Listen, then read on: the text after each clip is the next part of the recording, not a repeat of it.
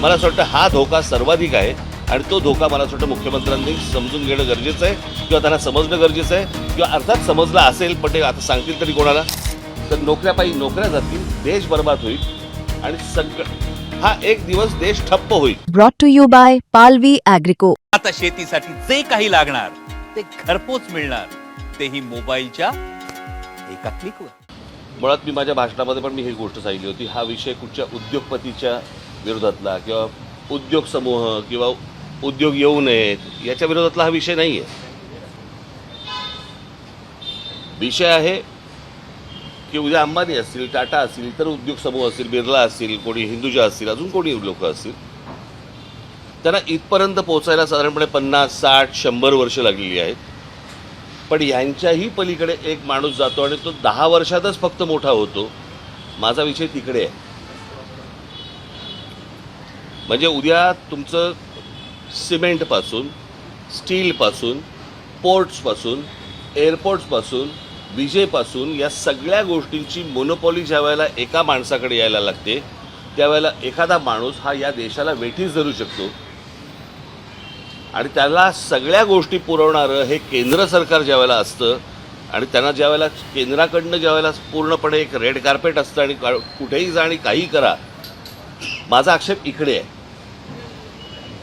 उद्या उद्योगधंदे वाढले, उद्योगपती वाढले, उद्योग आल्यानंतर इथे रोजगार निर्माण होतो. रोजगार निर्माण झाल्यावरती बाबा घरं उभी राहतात, मुलं मुली उभी राहतात, त्यांना नोकऱ्या मिळतात, त्यांचे संसार उभे राहतात. त्याच्यामुळे उद्योगाला विरोध आहे वगैरे हे असल्या मूर्खपणा माझा बोलण्यातनं नव्हता आणि नाही आणि येणारही नाही कधी. परंतु एक गोष्ट मला आपल्याला नमूद करू इच्छितो मी आपल्यासमोर की या सगळ्या याच्यामध्ये अंबानी घ्या, टाटा घ्या, अजून कोणी उद्योगपती घ्या, बिर्ला घ्या, कोणी यांची एम्पायर स्वतः उभी केलेली आहेत. यांचे उद्योग स्वतः उभे केलेले आहेत. म्हणजे आज जर समजा तुम्ही विमानतळ ही एक जर समजा गोष्ट बघितली तर 7 का 8 विमानतळं आज गौतम अदानींना देण्यात आलेली आहेत केंद्र सरकारकडनं. आणि त्यातलं फक्त एक नवी मुंबईचं विमानतळ सोडलं तर एकही विमानतळ हे गौतम अदानींनी बांधलेलं नाही. ही दुसऱ्यांनी बांधलेली, दुसरे चालवत असलेली किंवा केंद्र सरकारच्या हातात असलेली ही सगळी विमानतळं आहेत. त्याच्यामुळे एक विमानतळ सोडलं तर दुसरं कोणतंही विमानतळ हे गौतम अदानींनी उभं केलेलं नाही. पोर्ट्स याच्यामध्ये एक मुंद्रा पोर्ट सोडलं तर जेवढी पोर्ट्स आत्ता त्या गौतम अदानींच्या हातामध्ये आत्ता आहेत त्यातलं एकही पोर्ट हे गौतम अदानींनी स्वतःहून उभं केलेलं पोर्ट नाही. ही दुसऱ्यांची पोर्ट्स होती. त्यांना गन पॉईंटवरती आणून त्यांच्याकडनं ही संपूर्णपणे पोर्ट्स विकत घेतलेली आहेत. ज्या व्यवसायामध्ये गौतम अदानी कधीही नव्हते तो सिमेंटचा व्यवसाय, ज्याच्यामध्ये ते कधीही नव्हते, याच्यामध्ये ते अल्ट्राटेक आणि अंबुजा आणि इतर ज्या काही कंपन्या आहेत या विकत घेऊन हा माणूस आज या क्षणाला 2 नंबरला सिमेंटच्या व्यवसायामध्ये गेलेला आहे. आज बिर्ला 1 नंबरला आहे, 2 नंबरला हा. गेल्या 10 वर्षामध्ये एक माणूस सिमेंटच्या व्यवसायामध्ये 2 नंबरला जातो, दुसऱ्यांचे व्यवसाय हेचून, दुसऱ्यांचे व्यवसाय हातामध्ये घेऊन. पॉवरचं पण तसंच आहे, स्टीलचं पण तसंच आहे, अनेक उद्योग तसे आहेत.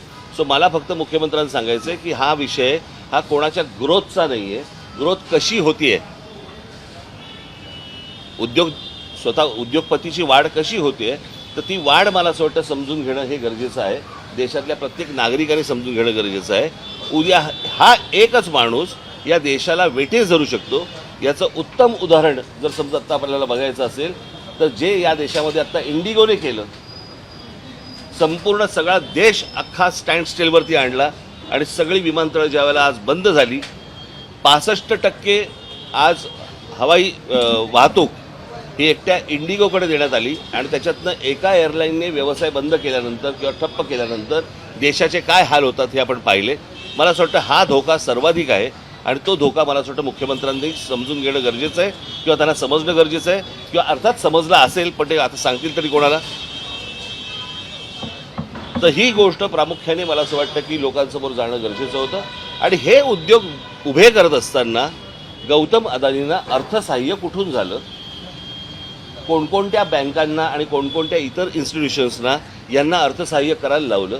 उद्या जर अशा प्रकारचं जर उद्या गोष्टी कोलॅप्स झाल्या तर नोकऱ्या जातील, देश बर्बाद होईल आणि हा एक दिवस देश ठप्प होईल. माझा सांगण्याचा उद्देश हाच होता. आणि एक ते टूल वापरून ज्यावेळेला महाराष्ट्रामधली शहरं ज्यावेळेला काबीज करायला ज्यावेळेला तुम्ही जाता, तो धोका मला असं वाटतं महाराष्ट्रासाठी खूप मोठा आहे. त्यावरतीचं माझं भाष्य होतं. हे मला तुम्हाला फक्त सांगायचं होतं. ठीक आहे, धन्यवाद.